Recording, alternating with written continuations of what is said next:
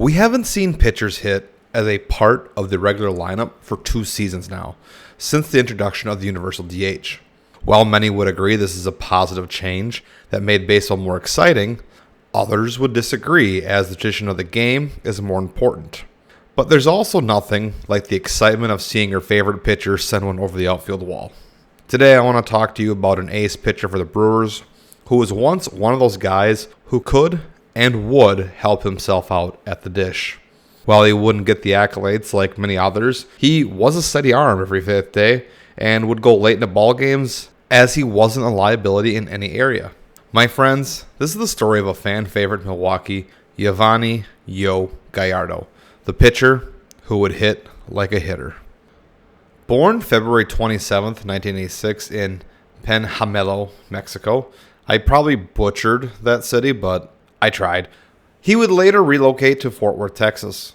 There he garnered a lot of attention and would go on to be ranked 14th overall by a perfect game in 2004. Within that class, he had a 99.5 percentile in fastball velocity at 94 miles an hour.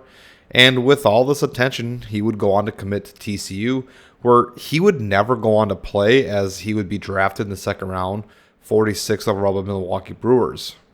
Once in the minors after the draft, he would quickly go from rookie ball to A ball as he posted a .47 ERA in 6 starts. In a full year in 2005 at A ball, he would have a great season in 26 games where he would pitch 121 innings, posting a 2.74 ERA with a 1.245 whip, going 8-3 while also posting a save. In 2006, he would split time between high A and double A, and he would set the minors on fire that season, leading the whole of the minor leagues with 188 strikeouts over 155 innings. He would post a 1.86 ERA and a whip of 1. Yeah, 1, like a hit and or a walk in an inning. After that stellar of a season, he would go on to be the 16th ranked prospect in the minors according to Baseball America. In 2007, Yovani would only spend 13 games in AAA before being called up to the major leagues. Now, in the minors, he did post a 2.9 ERA with a 1.04 whip while striking out 110 batters. All in all, Yovani lived up to the hype in the minors, and now, at the age of 21, he'd be making his debut in the majors, thanks in part to one of my favorite pitchers growing up, Chris Capuano, being placed on the IL. In Yovani's debut on June 19th, he would face the Giants where he would give up 3 earned runs in 6 1/3 innings while striking out 4. He would also help himself out at the plate, getting an RBI double in his first at-bat. For his second career start for the Brewers, he would go on to throw a no-hitter through 5 innings before the bullpen would blow a lead in the 8th. This wasn't really surprising back then, as the Brewers had a bottom 10 bullpen that season in ERA and finished 27th in left-on base percentage in the majors. Unlike what we see today, it was a very rough group. For his rookie season, though, that was his nickname, started 17 games where he pitched for 110 innings while posting a 3.67 ERA with a whip of 1.269 and had an ERA plus of 121. He was probably the best pitcher stat-wise in the rotation, with a rather lackluster and frustrating group, other than Ben Sheets, who was an all-star. Trust me, as a Brewers fan, the combo of Doug Davis, Claudio Vargas, and the most overpaid and just irritating pitcher for any other team except the Cardinals because they're voodoo magic, Jeff Suppan, was just lackluster, and it always felt like there was hope for a great start, but it'd only be let down by the 6th inning. Sorry, my rant's over on that. So coming into 2008, there were high expectations for the young Brewers where, other than Jason Kendall, a player I have previously covered in a video which will be on screen somewhere, who was 34 and one of the best center fielders of the late 90s and early 2000s, the 35-year-old Mike Cameron, everyone else was under the age of 28 for starters in the field. As for Yo, well, he started the year off on the IL, but there was still excitement to see where he and Ben Sheets could lead this rotation. Well, unfortunately for Yo, he would only make it 4 games, as on May 1st, he would injure his knee jumping out of the way of a base runner and would tear his ACL in the 5th inning. However, he somehow managed to pitch the 6th inning before missing the rest of the regular season. Now, this would ultimately lead to one of the best trades in Brewers history up to this point, where they would trade 4 players for CC Sabathia, one of which I have also covered in Michael Brantley, the player to be named later. Yovani would make his way back for the playoffs in a very short turnaround and would go on to start Game 2 versus the Phillies, where he would lose to Cole Hamels, and the Phillies would go on to win the World Series that year. For his 4 games that he played in the regular season, Yovani posted a 1.8 ERA in 24 innings while striking out 20. He really was on his way to a great year, and on a team that won 90 games, the future was still bright despite the injury as he was only 22 years of age. 2009 would be the year Yovani would take over as the ace of the rotation, as both Ben Sheets and CC would no longer be on the team. And while there were high expectations, he would go on to make history in 3 ways this season. First way is he'd be the only pitcher to ever hit a home run off of Randy Johnson. And he would also go on to be the 26th pitcher ever to win a game 1-0, where the pitcher hit a home run. And then lastly, he would go on to be the 4th pitcher in Brewer history to strike out 200-plus batters in a season. Now, while Yovani would go on to have a really good season, the team, however, would bench him in September due to fatigue, where he would hit 185 innings while striking out 204. This would be the first of 4 straight seasons of 200-plus strikeouts for the young gun. He would post a 3.73 ERA with a record of 13-12, while posting a 1.314 whip. Yovani would also go on to finish 5th in Ks per 9 in the majors at 9.89 among qualified starters. As Yovani started to move towards the prime of his career at the age of 24 in 2010, he would go on to ink a 5-year, $30 million extension with a $13 million option for 2015 on April 7th. And with a new contract in hand, Yo would go on to have an interesting year on and off the field. But first, let's cover the on the field. On May 28th, he would have his first complete game shutout versus the New York Mets, outdueling my favorite player of all time, Johan Santana, 2-0. He would also go on to be elected to his first and unfortunately his only All-Star game, and he would even miss the game due to an injury. For the year, he had a really good season, going 14-7 with a 3.84 ERA with 200 strikeouts over 185 innings. He would also add another shutout, while posting a whip of 1.368, and he would also add his first career award, that being a Silver Slugger at the pitching position. Now to the off the field. On August 27th, he and a clubhouse attendant would be robbed and held at gunpoint, where the robber took all their money and jewelry, and the attendant was unfortunately struck over the head with said firearm. In 2011, Yovani would go on to have the best year thus far of the 25-year-old's career, and the Brewers would also see success in part thanks to him. He'd finally get a nod for the Cy Young Award, finishing 7th in voting, and the team would make it all the way to the NLCS, falling to the Cardinals in 6 games.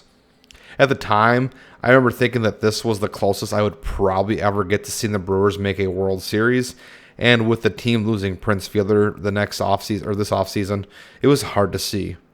For the year, though, Yo would post a 17-10 record with a 3.52 ERA over 207 innings with a whip of 1.215. 2012 would also go on to be a very similar year, going 16-9 with a 3.66 ERA, a whip of 13.04.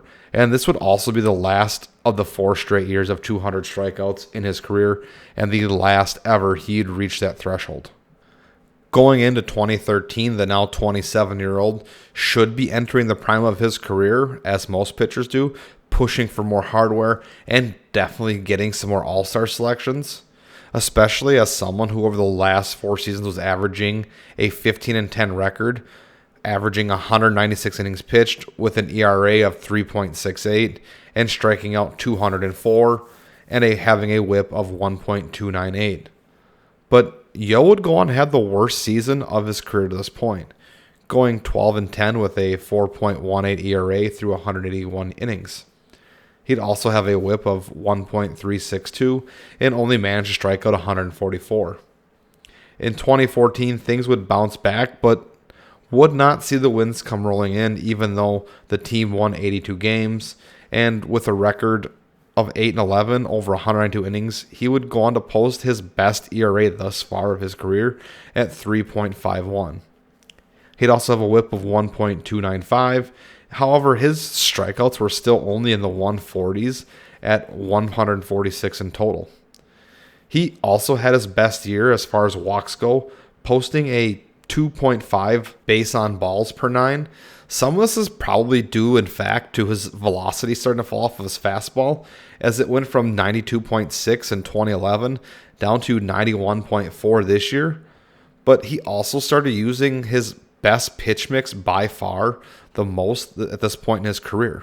On January 19th, 2015, the Brewers would go on to trade Yovani to the Rangers, going into the last year of his extension that he had signed back in 2010.